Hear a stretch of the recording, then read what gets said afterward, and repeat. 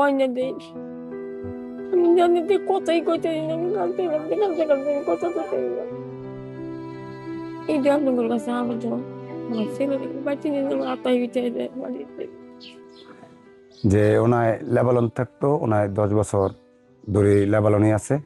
ওনায় একটা দোকানে কাজ করতো, দোকানে হয়তো সেলম্যান হিসেবে কাজ করতো, আমরা জানি, আমরা শুনছি। ওনায় গত সোমবারে ইসরায়েলি ড্রোন হামলায় লেবাননে একটা বিল্ডিংয়ে ওনায় বন্ধুর বাড়িতে গিয়েছিল। পরে ওই বাড়িতে ড্রোন হামলা হওয়ার পরে ওনায় মারা গেছে।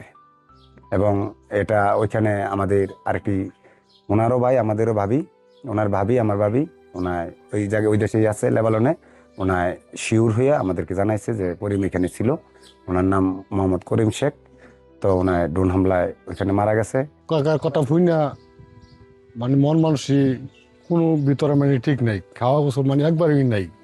মানে আপনাদের কাছে সরকারের কাছে একটা অনুরোধ, যাতে আমার লাশটা পৌঁছায় দেয়। তো তার ফ্যামিলিতে আছে, তারা 2 ভাই 2 বোন আর মা আছে, বাবা মারা গেছে। আর বিয়ে করছে, এর একটা ছেলে আছে ক্লাস 5-এ পড়ে, আর একটা মেয়ে 18-19 মাস বয়স। তো তারা অত্যন্ত দরিদ্র ফ্যামিলি, কিন্তু আসলে তাদের দরিদ্রতার জট কাটায় উঠতে পারে না। এর আগে একটা অ্যাক্সিডেন্ট হয়ে গেল। অতএব সে যেহেতু মারা গেছে, আমরা এলাকাবাসী তার প্রতি খুবই ভারাক্রান্ত, এবং সে অত্যন্ত ভালো লোক ছিল। আমাদের জানা মতে তার জীবনে কারোর সাথে রাগ মুখে কথা বলে নাই, এবং কারোর সাথে তার কোনো মনোমালিন্য হয় নাই, এবং অত্যন্ত সুন্দর মনের মানুষ ছিল, সকলের সাথে মিলেমিশে চলতো। এই রবিবারে শেষ কথা বলছি। সোমবারে ঘুম থেকে ওই টাইমে রান্না বান্না করছি, আমার বাসনে খোলা করে খাওয়া দাওয়া করেছি, আমি নিজে খাইনি। পরে দেখবেন 10টা বাজে আমি বাসনে খোলা মোবাইলে একটা ফোন হয়েছে, মানে বাবুর আব্বাই ওই দেশে সবসময় বিকাশে লেনদেন করতো, ওই নাম্বারটা ওই লোকটা সেভ করে রাখছি বেটাটা। পরে ফোন দিয়া মানে আমার বাসনে ফোন বলতেছে আমার কাছে দিতে। পরে কইতেছেন আপনি করিমের কি হন? আমি করিমের বউ হই। তো আপনি কি ভালো আছেন? আমি হ্যাঁ ভালো আছি। আমি কই ভাই আপনি কে?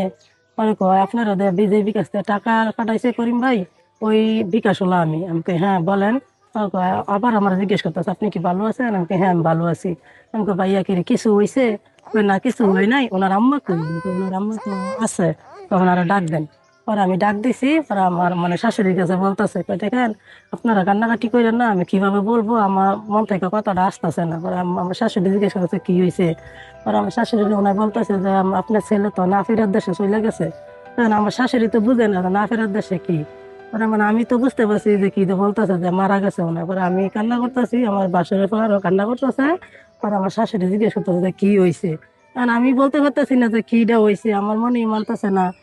তারপরে আমার শাশুড়ি বুঝলো যে মনে হয় আমার ছেলের কিন্তু কিছু হয়েছে। তার আগে 3 বছর, প্রায় 3 বছর পরে ছুটিতে আইছে, পরে আবার গেছে, আবার ছুটিতে আছে, অনেক গেছে, অনেক গেছে, অনেক এই রোজা তাইলে আমার আব্বু অনেক এই মুহূর্তে মারা গেছে।